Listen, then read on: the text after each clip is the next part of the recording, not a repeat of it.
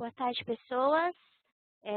Com imenso prazer que eu dou boas-vindas para vocês novamente hoje no webinar da Poli, né, nessa tarde de quinta-feira.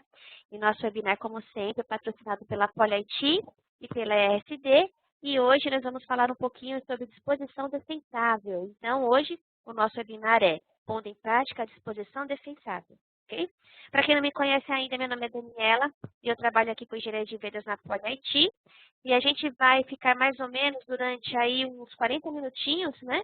Falando um pouquinho de disposição defensável e governança da informação. Um tema que é realmente muito interessante e atual.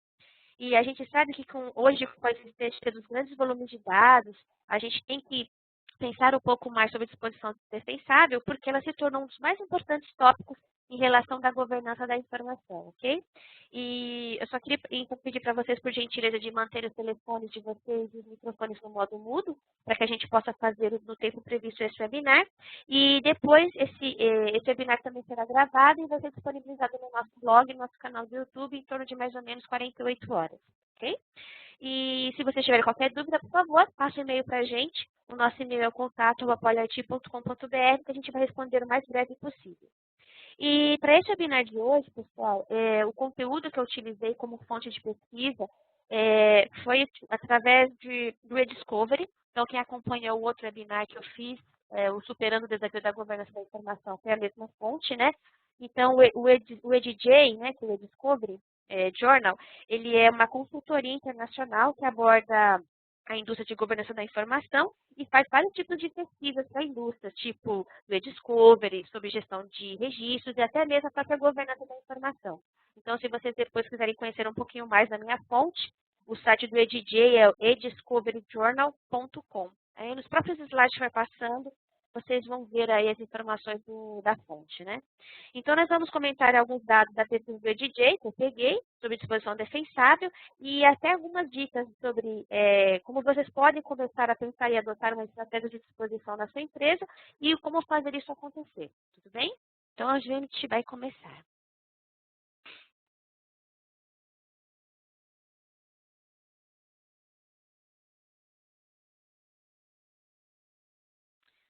Espera aí que o meu slide travou, ele não quer passar. Vamos passar na mão, então.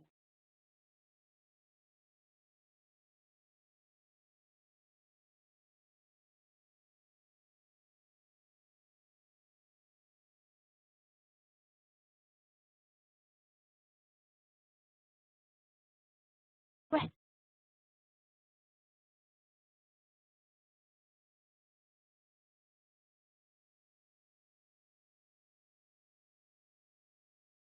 o slide hoje não quer trabalhar. É só um momento, por favor, pessoal. Eu vou subir novamente a apresentação e a gente continua. Desculpe pelos problemas técnicos. Ah,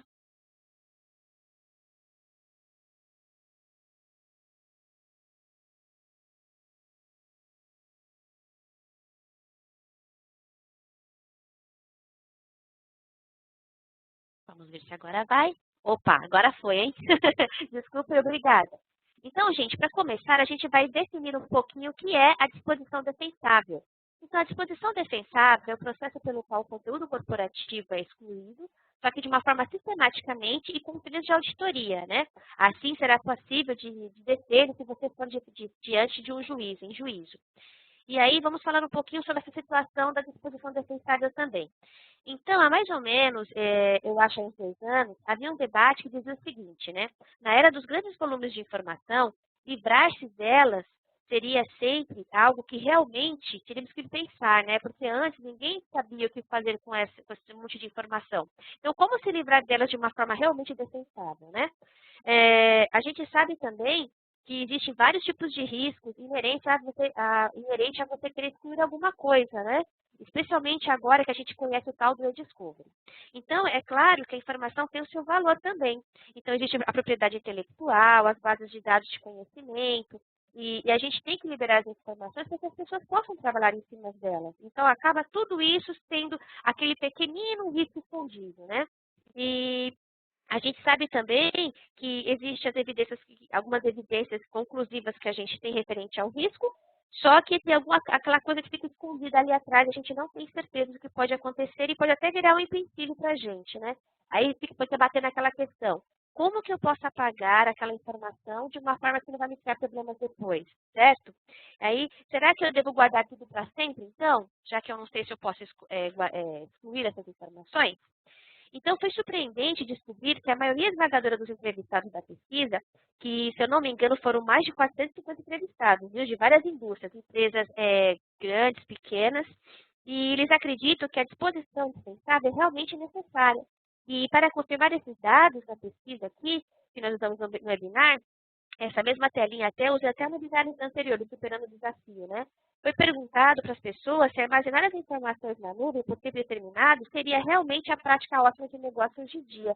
E o legal é que a resposta esmagadora das pessoas foi disseram que não. Então, o pessoal já está começando a ter um pouco mais de maturidade, né? Então, no tempo de discovery, gente, ter as informações na nuvem pode ser até mesmo um problema. Porque a nuvem, mesmo tendo um custo baixo de armazenamento, ela não tem aquele jeito certo de lidar com as informações de litígio, né, com a questão da conformidade e privacidade. Então, acaba sendo um grande risco que as informações armazenadas na nuvem podem ter, ainda mais quando for por um tempo bem determinado, né? Aí, quando perguntamos também aos entrevistados da pesquisa a seguinte questão, né? Quais são as prioridades em relação aos projetos de governança da informação na sua empresa? Aí, os projetos de exposição dispensáveis são os mais apontados. Olha que legal. Apesar deles não saberem ainda, né, que estão fazendo a disposição dispensável. É verdade. Quando a gente começa a limpar os dados compartilhados, se livrar das duplicidades, ou até mesmo fazer a migração dos ambientes para o mais gerenciado, você está fazendo uma disposição defensável dentro da governança da informação. Só que não vai entender mal. Não é que você já está com um grande nível de maturidade nesse caso. Você já está conseguindo entender o problema que você tem, né? E você já está querendo também diminuir o perfil de risco que a sua empresa tem, porque você está colocando as informações sobre controle. E aí vocês veem que nesse slide aqui eu circulei a informação, que é formalizar os processos de retenção legal. Porque uma das conclusões que a gente vai ter hoje é que um bom programa de retenção legal, pessoal, que inclui a retenção do litígio, a coleta e preservação dos dados, que seja eficiente e eficaz, é lógico, é a base de um ótimo projeto de exposição defensável, porque você não pode apagar, né, se não tiver certeza que pode fazer isso. E aí você tem que ser baseado em alguma coisa que garanta a sua segurança e que você está fazendo realmente algo localizado. Aí, uma das perguntas que muitos estão fazendo por aí hoje é o seguinte: nós realmente estamos preparados para apagar as coisas na nossa empresa? Podemos realmente prosseguir e apagar aquela informação ali? Gente. E se der alguma coisa errada, quem vai arcar com as consequências? Olha como a disposição defensável realmente tem o seu valor, hein? Aqui na pesquisa também nós perguntamos: sua empresa possui uma política de retenção das informações? Porque para pagar qualquer coisa, como a gente acabou de falar, você tem que ter uma política que diga por quanto tempo você tem que manter essa informação antes de apagá-la, não é? E aí a pesquisa mostrou que quase 90% das empresas possuem uma política de retenção. Legal. Só para constar que não foi especificado o grau de complexidade ou a sensatez da política perguntada aqui, viu, gente? Porque a maioria das empresas relatam que possui políticas de retenção. A gente já sabe que existe. A gente só não conhece diretamente se o nível de maturidade dessa política em relação à governança da informação é algo maior, né? Mas pelo menos já tem alguma coisa acontecendo para prosseguir aí uma disposição defensável também. Aí, então, além disso, né, a gente valida também que a retenção legal, como eu falei anteriormente, é um elemento bem base para a sua disposição defensável. E aí nós perguntamos também para os entrevistados, vocês possuem um documento de processo de notificação da retenção legal? E aí, olha que legal, mais de 65% dos entrevistados disseram que sim. Lembrando que aqui também essa pergunta é específica à notificação de retenção e não ao gerenciamento completo do processo de retenção, viu, gente? Não vão confundir as coisas. Porque a notificação da retenção legal acaba sendo diversas leituras de uma jurisprudência e regras, né? Com no mínimo necessário de procedimentos para você poder estar de acordo com as leis federais em vigor. Então, aqui uma notificação de retenção legal, dependendo da forma que ela é feita, não é suficiente totalmente. Tem que fazer também a coleta de dados e a preservação dos mesmos.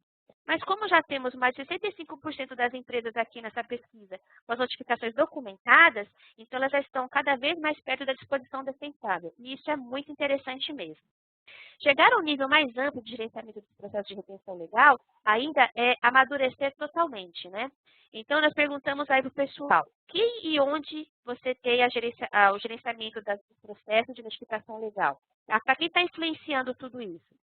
E daí foi bem específico em relação à ferramenta comercial usada para notificação legal. A gente perguntou realmente qual que é a ferramenta que você usa. E deu que 46% dos pesquisados não utilizam qualquer tipo de ferramenta, olha só, para gerenciar os processos. E cerca de 25% estão desenvolvendo o seu próprio sistema internamente. E apenas 20% estão realmente utilizando uma ferramenta para rastrear e gerenciar os processos da notificação legal. Interessante isso, né? Esses resultados são um quadro, gente, que acaba sendo um pouco alarmante por alguns motivos, né? Primeiro, porque uma coisa é você ter um processo de notificação legal documentado, mas se você não estiver fazendo nada a respeito dele, de como gerenciar esses processos, isso não vai adiantar em nada. Existe até um ditado que a gente diz, é melhor não ter nenhuma política do que ter uma política que você não aplique nem reforça. Porque, gente, diante de um tribunal, se você tem uma política que não funciona, como é que você vai explicar realmente o que está acontecendo, né? Então, tem que ter realmente muito cuidado. E como a pesquisa anterior mostrou que a grande maioria não usa um produto, então foi perguntado, se você não usa um produto, como que você vai rastrear o processo de retenção legal? E então, o resultado daqui deu, olha só, que quase 30% rastreia utilizando algum tipo de planilha, onde deve ter diversas, onde tem outras empresas que acabam utilizando o próprio Outlook para enviar os e-mails, as notificações das pessoas, né? Isso mostra pouca maturidade de gerenciar os processos de retenção e pouca maturidade também para aplicá-los e reforçá-los. Então, pessoal, prosseguir com uma exclusão nessa situação pode ser um risco se você estiver em um caso no tribunal ou ter grandes problemas referentes aos processos de e-discovery. Por isso que a gente tem que pensar um pouco mais nos processos, né? O gerenciamento de processos de retenção legal tende a ser uma iniciativa ainda bastante discreta na empresa da gente, mas deveria ser um pouco mais focada e assumida. Essa é a grande verdade. Isso acontece também porque eu sei que a gente falando, parece uma coisa muito fácil, mas realmente ela é meio complexa de fazer, não é? A gente sabe que é. Pois as informações existem em muitos repositórios diferentes, os usuários juntam muitas informações, eles ficam guardando tudo, e não é fácil colocar retenção legal em controle sobre tudo isso. Então, se tem a política, ela está realmente aplicando e reforçando essa política em cima desses repositórios? Porque, como eu disse antes, é preferível não ter nenhuma política do que ter uma que você não está fazendo nada a respeito sobre ela, né? E é interessante também a gente ver aqui, observar que as agências governamentais realmente aplicam e reforçam as políticas de retenção. Olha aí no slide, né? Existem empresas que precisam reportar às agências governamentais quando elas possuem mais registros permanentes do que eles podem gerenciar. E há mais maturidade sobre as práticas de gestão de registros nas corporações da Fortune 500, quase 80%, daquelas empresas mais tops aí, né? Então, um pouco mais da metade das outras empresas, provavelmente em menor tamanho de negócio do que a Fortune, elas estão tentando ficar regularizadas como resultado de advocacia, tentando reforçar aí seus cronogramas de retenção. É importante a gente observar, pessoal, também, que se você não estiver aplicando as políticas, se não estiver utilizando tecnologia para fazer o reforço nela necessário, então pouca coisa vai acontecer na sua empresa. Vocês estão utilizando tecnologia para apoiar o reforço das suas políticas de retenção? Então, aí dessa pesquisa, a maioria esmagadora, muito poucos estão usando a tecnologia em todos os sistemas de infraestrutura, na TI, e até me pergunto realmente se eles têm noção dos sistemas que eles possuem hoje em dia. Agora, as companhias da Fortune 500, aqui vocês estão vendo no PPT, lideram e utilizam as tecnologias por todos os sistemas, tendo a ser sistemas de gestão de políticas de registro ou até mesmo fornecedor de gerenciamento de conteúdo. É bem interessante, né? Aqui as agências governamentais relatam que estão gerenciando enormemente seus cronogramas de retenção, mas não estão utilizando muita tecnologia para fazer tudo isso. É um bom indicativo de que estão tentando fazer um processo mais gerenciado, né? Porém, acaba sendo um processo bem manual. O problema é que os processos manuais não são sustentáveis ou escaláveis ao longo do tempo. E é interessante aumentar o uso de tecnologia dentro do governo, né, gente? Poxa. E o que podemos dizer dos escritórios de advocacia nesse PT também é que eles acabam enfrentando o mesmo problema que todo mundo está enfrentando hoje em dia. Então, está na hora de pensar em algum tipo de investimento estratégico para tornar as medidas certas referentes a esse problema. Então, quando queremos implantar uma disposição defensável, é importante começar a entender quem, né, quem estará pagando as informações e o que realmente do que realmente nós estamos se livrando. E para saber como estamos trabalhando, para garantir sempre um passo à frente dos nossos competidores, a gente tem que começar a pensar realmente quem e o que e quando a gente vai começar a excluir as coisas na nossa empresa. Então, quem realmente está conduzindo uma disposição defensável? Quando fizer essa pergunta aqui, nós percebemos uma coisa, né? Que pouquíssimas empresas estão conduzindo a disposição defensável em todos os sistemas. As regulamentações federais fornecem medidas razoáveis para gerenciar as informações, né? Porém, há diversos legados que a gente sabe que não tem mais suporte. O pessoal não tem mais a mínima ideia do que existe lá. Acho que todo mundo passa por isso. São dados ferramentas antigos e talvez seja por isso que ninguém quer pôr a mão. Ninguém quer usar isso para obter o tipo de resultado para a pesquisa da empresa, né? As empresas da Fortune 500 lideram as tendências aí, ó. Precisamos nos livrar das informações, quando elas não forem mais necessárias, a gente está apagando elas. E vem logo em seguida através da agência do governo. Então, elas estão apagando realmente as informações. E é importante salientar aqui, pessoal, que existe muito mais níveis de especificações para ser analisados, ok? Porque tem muita gente que diz que faz uma disposição defensável, mas na verdade não estão, né? Estão apenas migrando, transferindo sistemas de arquivos para outro sistema gerenciado e aí vai. Mas uma disposição defensável madura, ela vai te dar a habilidade de rastrear um conteúdo armazenado por até, sei lá, 10 anos, por ferramentas de políticas que passam por todos os seus sistemas de ativos e se livra das coisas de acordo com as políticas de retenção. Aí você fica seguro, né? Então, como seria de esperar aqui, quando perguntado quais são os tipos de informações que são mais apagadas, né, para as empresas, aí foram os e-mails que lideraram essa pesquisa, que chega a mais de 61%. O e-mail é o maior volume constante de repositórios, né? Acho que todo mundo passa por isso. E, infelizmente, a maioria dele acaba sendo lixo que deveria ser apagado, porque acaba pegando bastante espaço e, no final, custa muito dinheiro com armazenamento. Aí, nesse slide, mostra também que os registros empresariais estão sendo apagados, com certeza por conta de políticas de retenção específicas e provavelmente mais maduras também, né? E quando chegamos aos arquivos compartilhados aqui, 34% deles estão sendo apagados. E logo atrás tem um arquivo de desktop dos usuários com quase 27%. Temos também as informações geradas dos aparelhos celulares e da mídia social, que são os novos tipos de dados que as empresas estão começando a lidar hoje em dia, né? Isso acaba sendo um grande desafio, porque como lidar com o conteúdo de aparelhos celulares e das mídias sociais no tempo do e-discovery? Então, vai ser um caso a mais para você se pensar a respeito. E para finalizar esse slide aqui, acho que vocês concordam que o e-mail e os arquivos compartilhados, né, por ser um grande volume, tende a ter muito lixo dentro dele. Então, por isso, são bons alvos para se tratar, você começar a sua disposição defensável. Esse slide aqui é só para confirmar que o e-mail é a única fonte de dados em que a maioria de todas as empresas entrevistadas estão apagando, né? 70% das empresas da Fortune 500 estão se livrando dos e-mails, até mesmo o governo e os escritórios de advocacia. Assim, para uma disposição defensável, o e-mail se torna, obviamente, um ponto de partida para vocês, porque as empresas estão começando a se livrar dele de forma sistemática. Está começando. As empresas da Fortune 500 são as que estão mais à frente. Cerca de 70% delas estão se livrando dos e-mails, quase 60% estão apagando os registros de acordo com o cronograma de retenção. E depois começa a cair um pouquinho as informações aqui, né, de acordo com esse slide, né? Quando vemos que, em relação aos arquivos compartilhados, celulares e os dados sociais sob controle. O resto do mundo empresarial está apagando também, pessoal, porém de um nível um pouquinho menor, né, do que o pessoal da Fortune, que normalmente estão sob algum tipo de obrigação para gerenciar melhor as informações. Porque as empresas da Fortune 500 são as indústrias que são mais reguladas, né? Elas passam por mais informações litigantes e sentem maior pressão do e-discovery. Por isso que elas acabam, né, sendo um pouquinho mais, assim, perfeitas. O governo está progredindo cada vez mais em apagar as informações. E o governo tende a ser um tipo de empresa que muitos outros irão seguir, né? Porque o governo está fazendo, a gente tem que fazer alguma coisa para também fazer. E é encorajador observar aqui que a grande maioria das agências governamentais estão vendo como é importante colocar as informações sob controle através de uma boa governança de informação. E que a governança é uma atividade muito importante hoje em dia para todo mundo. Aqui mostra que os escritórios de advocacia também lidam com o mundo do e-discovery. E eles fazem o seguinte, a gente tem que fazer o que realmente deve ser feito.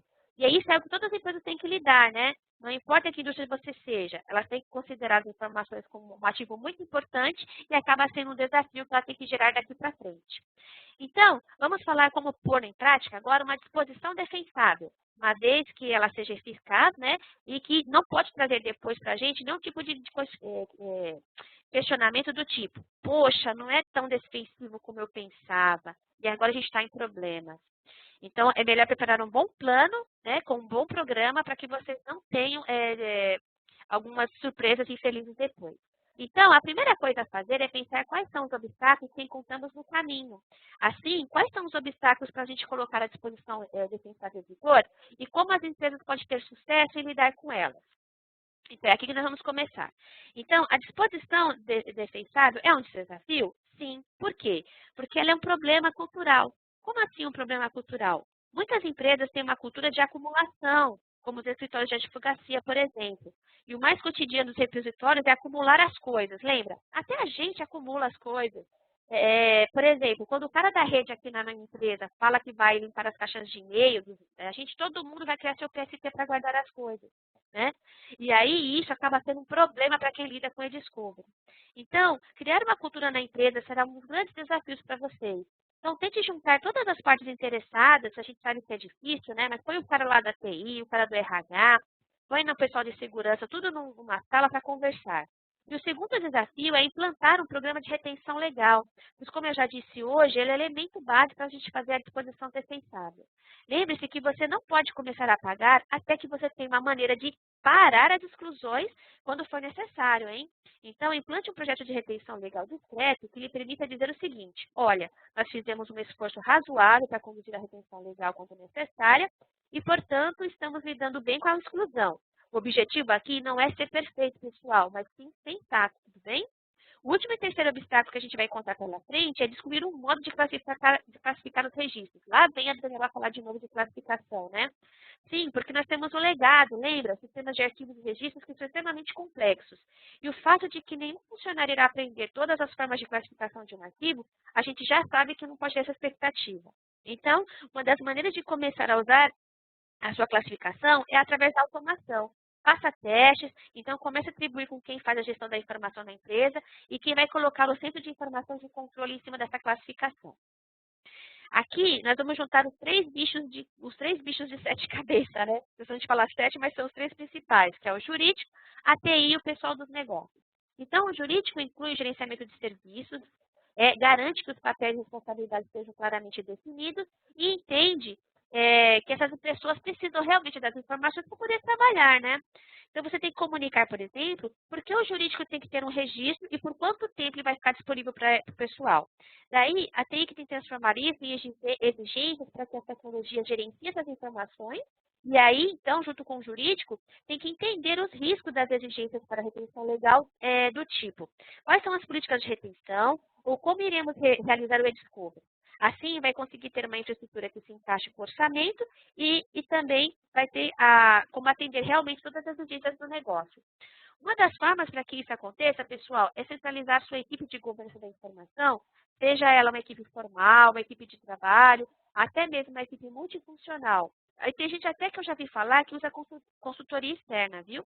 O importante é que essa equipe se entenda, ouçam e também entre em contato com as pessoas, para que, junto com o jurídico, possam tomar decisões discretas e necessárias, ao invés de estar te pedindo aí políticas de retenção de última hora que não vai dar em nada. Então, conversando entre si, essas pessoas podem gerar mecanismos para garantir a qualidade e a classificação das informações, com automação, por exemplo, e começar com a análise nesse processo, e aí isso vai acabar gerando o quê? Treinamento. Você vai ter que treinar as pessoas para que elas possam entender por que elas têm que seguir as políticas e como a tecnologia vai auxiliá-las no segmento dessas políticas também. Então, isso realmente tem que ser o ponto de partida para vocês, porque sem essa entrada multifuncional dessa equipe, você não vai conseguir fazer as mudanças necessárias na cultura da sua empresa, né? Isso realmente é um fato. Aqui estão alguns elementos importantes para que isso tudo aconteça e funcione. Então, para começar realmente, você tem que criar essa cultura de informação responsável e isso significa dar um suporte executivo. Então, a gente vai ter que pensar, né? Quem vai comandar a governança na empresa da gente? Aí você vai pensar, né? Cada empresa tem o seu ponto de vista. Algumas empresas colocam o responsável, o diretor de operações. Outros colocam o diretor jurídico. E aí vai. E algumas outras empresas acabam colocando o próprio diretor executivo como responsável. Aí, na verdade, tem que ser alguém que acredita no gerenciamento responsável das informações. E aí essa cultura é obtida ao conseguir uma entrada multifuncional junto aos seus funcionários. Você deve confiar que as pessoas estão realmente cientes das políticas, só que você tem que verificar também. Então, observe se realmente as pessoas estão atentas ao invés de fazer as coisas erradas em termos das informações, ok? Então, isso desde todo o processo da informação, na criação, no uso e até mesmo na retenção. Verifique também se realmente elas estão seguindo as políticas para que não aconteça nenhuma surpresa no meio do caminho. E muito bem, gente, aqui a gente está falando sobre disposição dispensável. A gente sabe que governar é a base de tudo. Então, garanta que a retenção legal esteja sob controle, né? Sabe o que fazer com os dados de funcionários, por exemplo, quando deixar a sua empresa. Isso tende a ser um problema quando surgem informações frequentes da retenção legal. Então, são coisas que você tem que pensar, né? O que vamos fazer com esses dados? Onde a gente vai colocar? Simplesmente a gente vai jogar fora quando uma pessoa for demitida da empresa, sair da empresa, ou por quanto tempo devemos ficar com ele, com essas informações? Ou ainda, como lidamos no caso de um registro privado, né? Olha só, gente, quantos questionamentos pode acontecer, hein? Então, é muito importante você pegar os projetos de notificação e retenção legal e começar a estendê-los e assim evitar o custo da relação referente ao e-discovery. Muitas empresas possuem dados de legados que nem conhecem assim bem o que tem mais lá, né? E, portanto, fica difícil de saber se é possível se livrar deles ou não.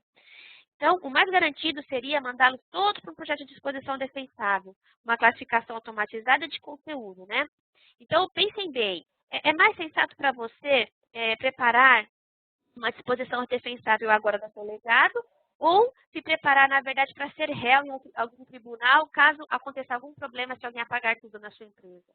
Então, por isso que é importante você pensar em colocar o legado sobre governança também. Então, à medida que você vai chegando adiante, né, as coisas vão andando, vai investindo também em segurança, porque a gente sabe que o pessoal de segurança é responsável pela privacidade e o cumprimento das leis. E muitos dos dados que as pessoas querem apagar são logo aqueles dados que a gente sabe que acaba violando a privacidade, não é? Tipo assim, poxa, a gente tem aqui um número de cartão de crédito que a gente não precisava ter nesse departamento, né? Ixi, eu fiz isso várias vezes.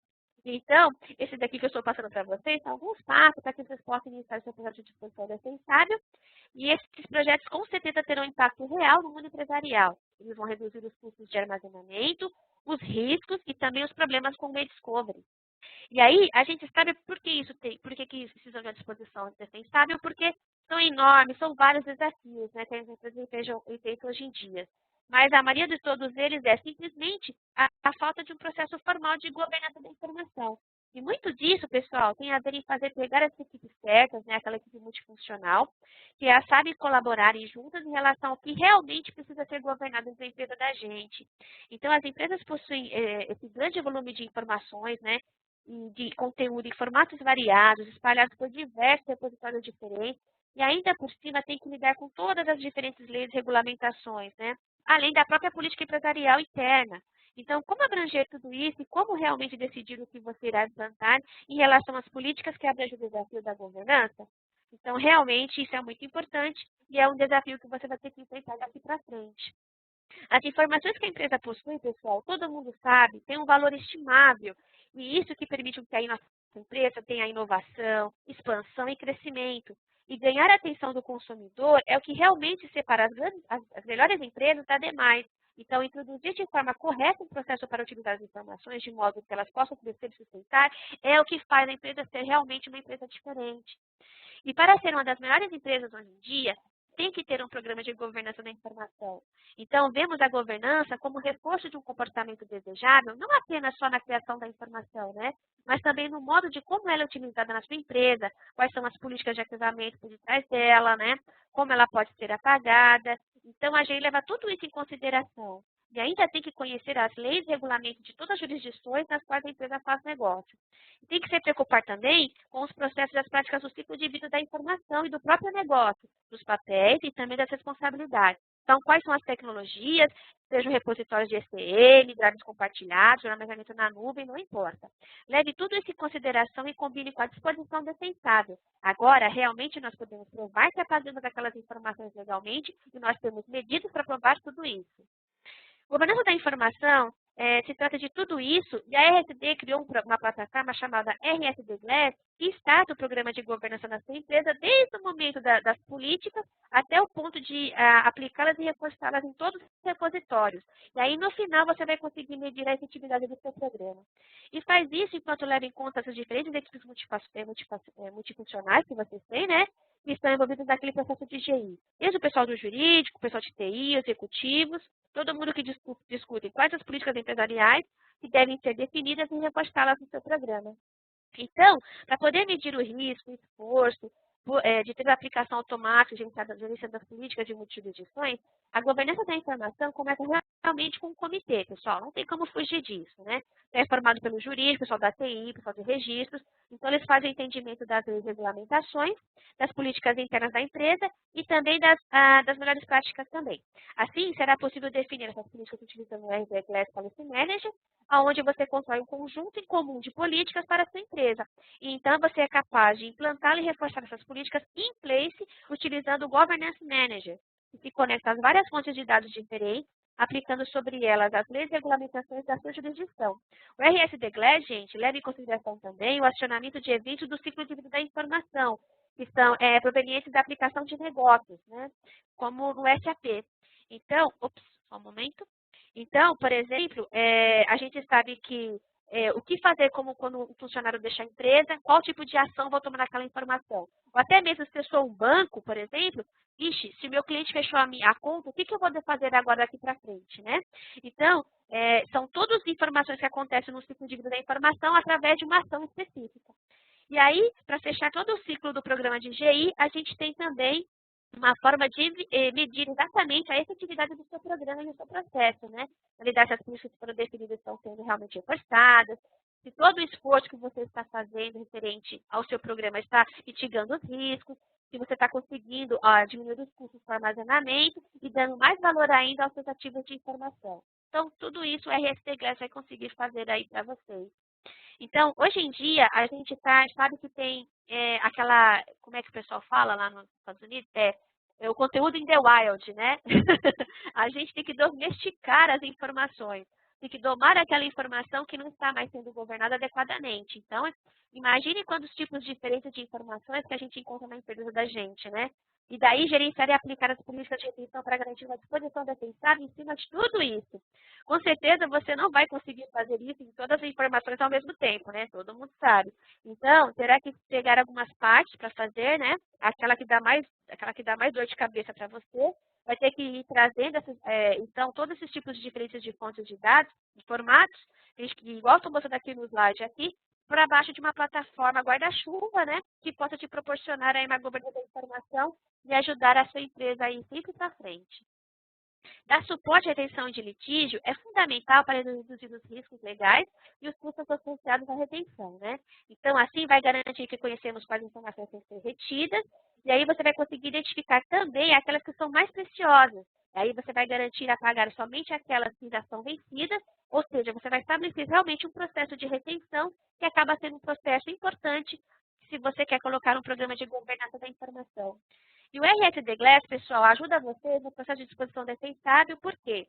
Porque ele acaba abordando como fazer o descarte de defeitos da informação, auxilia também a reduzir os riscos associados à retenção legais e a definição das políticas. E ajuda também a diminuir o custo do e-discovery associado à retenção legal e ao descarte, porque vai te proporcionar o quê? Classificação das informações de forma automatizada, deixando de lado aí a classificação manual, que acaba sendo tão sujeita a falhas e riscos, né? Que a gente já conhece. E daí, então, vou falar rapidamente um pouquinho da RSD, que a gente já conhece também, que é sediada em Genebra, na Suíça.